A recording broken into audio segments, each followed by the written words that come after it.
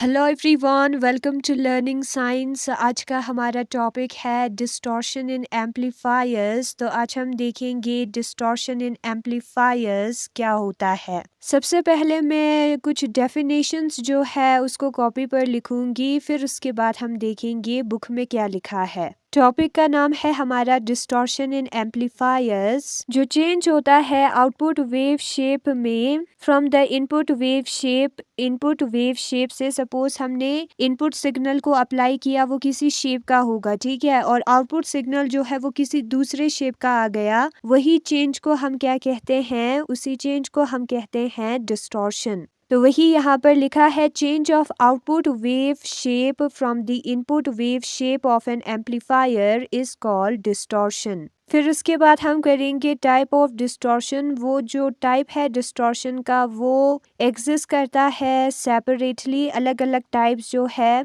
वो सेपरेटली हो सकता है या साइमल्टेनियसली। ये जो अलग अलग टाइप है वो एक ही साथ हमें एक ही वेव में भी नजर आ सकता है, अलग भी नजर आ सकता है, एक साथ भी नजर आ सकता है, ठीक है। तो उस बेसिस पर जो डिस्टॉर्शन है उसका टाइप हम लिखेंगे। सबसे पहले होगा फ्रीक्वेंसी डिस्टॉर्शन, फिर उसके बाद आएगा phase distortion, phase shift distortion types है, ठीक है।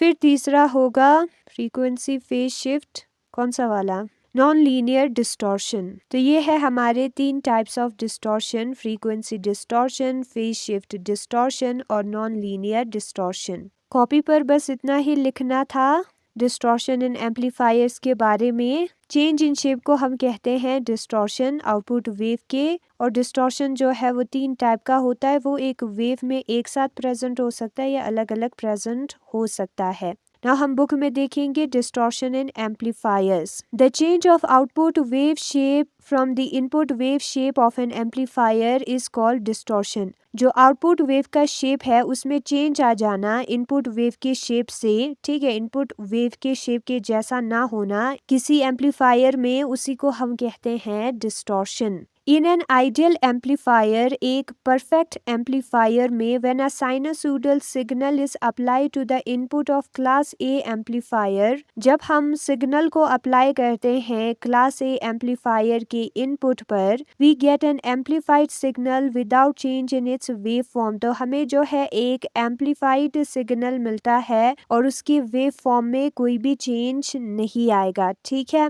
क्लास ए एम्पलीफायर में जो इनपुट का शेप होगा वही आउटपुट का शेप होगा, हमें कोई भी चेंज नजर नहीं आएगा। और ये जो केस है वो आइडियल एम्पलीफायर, एक परफेक्ट एम्पलीफायर में होता है। But generally the output wave form is not an exact replica of the input signal wave form, ठीक है। तो रियलिटी में जो है डिस्टॉर्शन हमें नजर आएगा और उसकी वजह से शेप जो है वो सेम नहीं रहेगा, ठीक है। अब वो डिस्टॉर्शन जो है, हमारा जो कर्व है वो नॉन लीनियर है, उसकी वजह से हो सकता है, या जो हमारा सर्किट है उसके असर की वजह से हो सकता है, उससे जो रिलेटेड सर्किट है, associated means related circuit. The type of distortion that may exist either separately or simultaneously are called, तो अलग अलग टाइप ऑफ डिस्टॉर्शन जो कि एक साथ हमें नजर आ सकता है या अलग अलग नजर आ सकता है वो यहाँ पर दिया है। एक है हमारा फ्रीक्वेंसी डिस्टॉर्शन, दूसरा है हमारा फेज शिफ्ट डिस्टॉर्शन और तीसरा है नॉन लीनियर डिस्टॉर्शन। अब ये जो फ्रीक्वेंसी डिस्टॉर्शन है उसमें जो प्रैक्टिकल सिग्नल है वो एक simple sinusoidal voltage, simple sinusoidal sine या कोस के फंक्शन वाला वोल्टेज नहीं होता है, ठीक है, but has a complex wave shape. इसका शेप जो है वो बहुत ही कॉम्प्लेक्स होगा, डिफिकल्ट टू अंडरस्टैंड, और such a signal is equivalent to signal obtain by number of sinusoidal voltages of different frequencies. एक जो वेव है वो सिंपल सा नहीं होगा, सिंपल सा वोल्टेज का वेव, वो ऐसे वेव की तरह होगा जिसमें बहुत सारे अलग अलग फ्रीक्वेंसी के वेव जो है एक साथ आ गए हैं, ठीक है। वोल्टेज वाले वेव फ्रीक्वेंसीज उसके अलग होगी। Frequency distortion exist when the single components of different frequencies are amplified differently. जो वेव है उसमें अलग अलग फ्रीक्वेंसी हमें मिलेगा, ये उसमें प्रॉब्लम है, और उसकी वजह से वो अलग अलग तरीके से एम्पलीफाई होगा, अलग अलग फ्रीक्वेंसीज, और उसी को हम फ्रीक्वेंसी डिस्टॉर्शन कहेंगे, ठीक है। और ये जो डिस्टॉर्शन है उसकी वजह से हमारा जो गेन है अलग फ्रीक्वेंसीज के लिए वो एक ही जैसा नहीं होगा, गेन अलग होगा, क्योंकि कि एम्पलीफाइड अलग हुआ है, ठीक है। This acquire due to internal device component, जो हमारे डिवाइस के इंटरनल कंपोनेंट्स है उसके वजह से हो सकता है, या सर्किट के हमारे रिएक्टेंस के वजह से हो सकता है। रीजन ये जो डिस्टॉर्शन हुआ है उसका, ठीक है। फॉर एग्जाम्पल कपलिंग कंपोनेंट के वजह से या लोड के वजह से ये चीजें होती है। दूसरा है हमारा phase shift distortion. Phase shift distortion जो है वो unequal phase shift of signal of different frequencies. Signal अलग अलग फ्रीक्वेंसीज का होता है, अब उसका जो फेज शिफ्ट है, एंगल में जो चेंजेस है वो अनइक्वल होने की वजह से हमें फेज शिफ्ट डिस्टॉर्शन देखने को मिलता है। और ये जो डिस्टॉर्शन है वो इस फैक्ट के वजह से है कि जो फेस एंगल होगा कॉम्प्लेक्स गेन ए का, वो किस पर डिपेंड होगा, फ्रीक्वेंसी पर। फ्रीक्वेंसी अलग है तो उसका एंगल भी, फेज शिफ्ट भी अलग होगा, तो ये उस फैक्ट के वजह से है, ठीक है।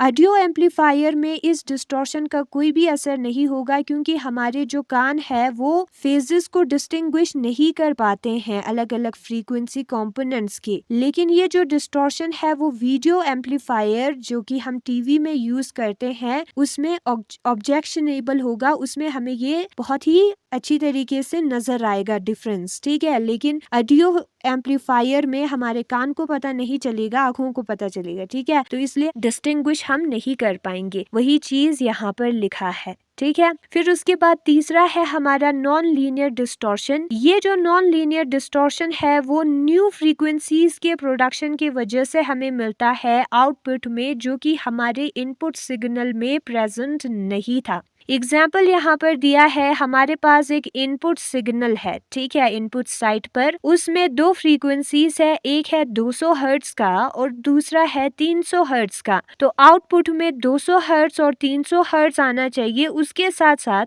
400 हर्ट्ज जो कि 2 इंटू 200 और 600 हर्ट्ज भी हमें मिलता है जो कि 2 इंटू 300 है, एंड सो ऑन। तो ये जो नई फ्रीक्वेंसीज आया है उसी को हम नॉन लीनियर डिस्टॉर्शन कहेंगे। दीज न्यू फ्रीक्वेंसीज और हार्मोनिक्स, ये जो नए फ्रीक्वेंसीज आए हैं या हार्मोनिक्स आए हैं, occur from the existence of non-linear dynamic curves from the active for the active device। ये क्यों आए हैं, क्योंकि हमारा जो कर्व है वो लीनियर नहीं होगा एक्टिव डिवाइस के लिए, उसके वजह से आया है। नॉन लीनियर डायनेमिक कर्व है हमारा, उसके वजह से एक्टिव डिवाइस के लिए हमें ये मिला है। और इस डिस्टॉर्शन को हम कहते हैं हार्मोनिक डिस्टॉर्शन भी, ठीक है। वोल्टेज एम्पलीफायर में क्या होगा, वोल्टेज एम्पलीफायर में स्मॉल सिग्नल एम्पलीफायर है, पावर एम्पलीफायर हमारा बड़ा वाला एम्पलीफायर है, ठीक है। ये जो स्मॉल सिग्नल एम्पलीफायर है उसमें ट्रांसफर कैरेक्टरिस्टिक जो हमारा कर्व होता है, ठीक है, उसके छोटे से पार्ट को हम यूज करते हैं, और जो ऑपरेशन है वो almost linear part of the curve के लिए होता है, तो नॉन लीनियर डिस्टॉर्शन होगी। लेकिन जो पावर एम्पलीफायर है उसमें इनपुट सिग्नल लार्ज होगा और जो चेंज इन आउटपुट करंट है वो इनपुट वोल्टेज के चेंज से प्रोपोर्शनल नहीं होगा,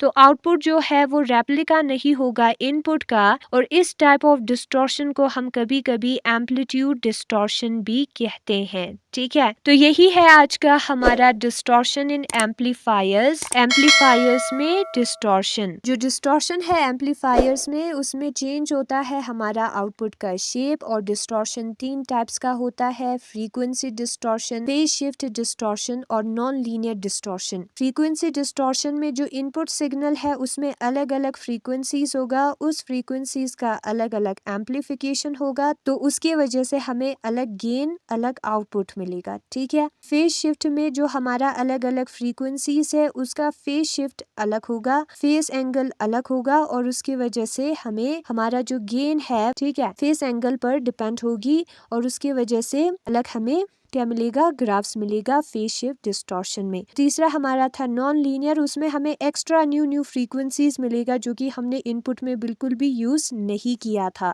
ठीक है। आप चाहे तो इस वाले बुक में से भी कर सकते हो, इसमें जो है बहुत डिटेल में दिया है डिस्टॉर्शन के बारे में। नॉन लीनियर डिस्टॉर्शन दिया है, इसमें फ्रीक्वेंसी डिस्टॉर्शन दिया है, फेज डिस्टॉर्शन दिया है। अब ये जो नॉन लीनियर डिस्टॉर्शन है वो वोल्टेज V1 के लिए यहाँ पर दिखाया है, ठीक है। तो वोल्टेज V1 जो है वो नॉन लीनियर डिस्टॉर्शन दिखाता है, और ये जो है पावर के लिए भी दिखाया है। तो डिस्टॉर्शन जो है वो दोनों में होगा, वोल्टेज और पावर में, वो हमारे बुक में दिया था। Thanks for watching.